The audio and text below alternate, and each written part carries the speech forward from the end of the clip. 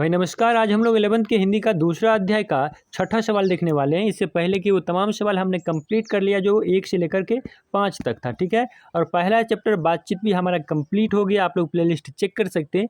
बाकी ये दूसरा चैप्टर जो है कविता की परख का, इसका हम लोग छठा सवाल देखते हैं। बढ़िया से फेर बनाए होंगे, उसके बाद ही आप लोग छठा सवाल देखने आए होंगे। बाकी देखो ना, आपको समझाता हूँ क्या सब रहने वाला है और क्या सब होने वाला है इस चैप्टर में। देखो, छठा सवाल आपसे कहता है, जो जन तेऊ बंधु बिछोहु, पिता वचन मन तेहु नहीं ओहु। ये आपके चैप्टर का पंक्ति है। इस उदाहरण के द्वारा लेखक ने क्या कहना चाहते हैं, ये जरा हमको समझा दीजिए। अब इसके उत्तर में आप लोग क्या लिखिएगा, आइए लिखाता हूँ। बेहतरीन इसका आंसर आने वाला है, इसलिए मैं कहता हूँ कि आप लोग भी एक इस तरह का फेयर अच्छा से बनाओ और हमको बताओ कि गुरुजी कितना ज़्यादा आपके लिए बेहतरीन ये साबित होने वाला है। आप लोग कमेंट सेक्शन में बताने का काम कीजिएगा। बाकी इसके आंसर में लिखिएगा आप लोग, कविता की परख इस निबंध के लेखक रामचंद्र शुक्ल का स्पष्ट मानना है कि कवियों की अपनी परखी दृष्टि से मालूम होता है कि किस परिस्थिति में मनुष्य के मुख से कैसा कैसा शब्द निकल सकता है, कैसे कैसे शब्दों का प्रयोग होता है। मतलब किसी स्थिति में विशेष में मनुष्य किस तरह की बात करता है, किस स्थिति विशेष में मनुष्य किस तरह की बात करता है, ये कवियों को अच्छी तरह से पता होता है। इसी के संदर्भ में लेखक ने तुलसीदास कृत रामचरितमानस के उक्त पंक्ति का उल्लेख किया है, आपको समझाया है। ये रामचरितमानस का ये पंक्ति है, मैंने जो ऊपर आपको दिखाया था सवाल में। इसमें क्या है कि लक्ष्मण को शक्ति बाण लगने पर विलाप करते हुए पुरुषोत्तम भगवान राम ने उक्त बातें कही है। कौन सी बातें कही हैं? जो आपको ऊपर क्वेश्चन में मेंशन था, यह शोक संतप्त भगवान राम के हृदय का सजग उद्गार है। ऐसे में राम के चरित्र में दोष ढूंढना अनुचित होगा। राम के चरित्र में दोष ढूंढने की गलती वही करेंगे जिन्हें काव्यों के सिद्धांतों का बिल्कुल भी जानकारी ना हो। ऐसे ही लोग भगवान राम के चरित्र में भी दोष निकाल लेंगे, लेकिन ऐसा बिल्कुल नहीं रहने वाला है। भगवान राम के चरित्र में दोष कहाँ, सोचना भी नहीं चाहिए। बाकी आपका देखिए दूसरा सवाल नहीं, ये छठा सवाल था जो कंप्लीट होता है।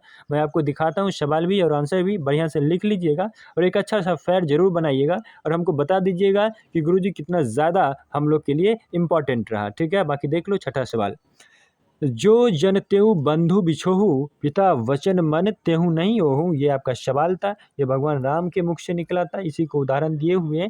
अब देखिए इसका आंसर में आप लोग लिखिएगा, इस तरह से आप आंसर लिखने का काम कीजिए। मैं आपको नीचे भी दिखा देता हूँ, आंसर इस तरह से है, ठीक है। बढ़िया से नोट डाउन करना, एक अच्छा सा फेयर जरूर बना लेना। इस तरह से ये आंसर रहने वाला है और यहाँ पे ख़त्म होता है, यहाँ पे इस तरह से ये ख़त्म हो जाता है, ठीक है। अब आइए, आप लोग लिख भी लिए होंगे, अब सातवां सवाल शुरू करते हैं। अरे लिख लिया है ना, ठीक है। सातवां सवाल आ जाओ। सातवां सवाल में कवि ने मेंशन किया है कि वाणी के द्वारा, कहाँ पे, एक मिनट रुक जाओ, हाँ, वाणी के द्वारा मनुष्य के हृदय के भावों की पूर्ण रूप से व्यंजना हो जाती है। अर्थात जब मनुष्य कुछ बोलता है ना, तो ये पता चल जाता है कि उसके हृदय में किस तरह का रहने वाला है, कैसा विचार रहने वाला है, ये तमाम चीज़ें पता चल जाता है। इस कथन का आशय स्पष्ट करें, इसी बात को बढ़िया से लिख देना है।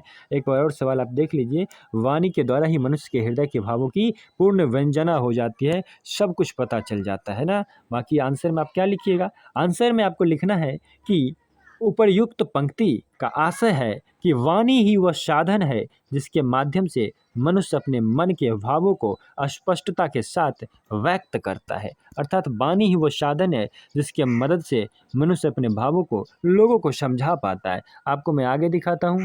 कहते हैं कि भावों जो है, इंसान को जब भाव होता है तो भावों की व्यंजना की शक्ति ही मनुष्य को अन्य प्राणियों से अलग करता है। तो जैसे कि दूसरे प्राणी में अपना भाव, अपनी फीलिंग्स लोग एक दूसरे से शेयर नहीं कर पाते हैं, लेकिन वो इंसान कर पाता है। दिस इज द रीजन कि मानव को अलग बनाया जाता है अन्य प्राणियों से, ठीक है। भावों को व्यक्त करने वाली सांकेतिक भाषा और आंगिक भाषा भी वाणी के साथ ही अधिक स्पष्टता पूर्वक व्यक्त हो पाती है ना। कोई भी भाषा हो, अगर उसमें वॉइस है, उसमें आवाज़ है, वाणी है, तो ही वो व्यक्त हो पाती है। मैंने लिखाने का काम किया है। आगे देखिए, पात्र विशेष के भावों का प्रकटीकरण में, पात्र विशेष के भावों के प्रकटीकरण में कहते हैं, क्या कहते हैं, आगे मैं आपको दिखा रहा हूँ।